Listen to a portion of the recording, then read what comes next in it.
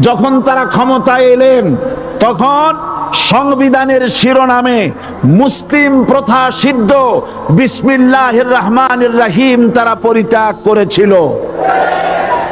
সমস্ত বিশ্ববিদ্যালয়ের মনোগ্রাম থেকে ইকরা বিসমি রব্বিকাল্লাযী খালাক রব্বি জিদনি ইলমা এটাকে তারা বাদ দিয়েছিল। সলিমুল্লাহ মুসলিম হল এই নাম থেকে মুসলিম শব্দ বাদ দিয়েছিল। নজরুল ইসলাম কলেজের নাম থেকে ইসলাম শব্দ বাদ দিয়ে শুধু নজরুল কলেজ করেছিল। এগুলি অসত্য না সত্য? বর্তমান এই সরকার ধর্মনিরপেক্ষ হওয়ার কারণে ইসলাম এবং মুসলিম বিদ্বেষী তার অসংখ্য প্রমাণ এই জাতির কাছে রয়েছে। দেশের শ্রেষ্ঠ সন্তান হচ্ছে আলেম ওলামা।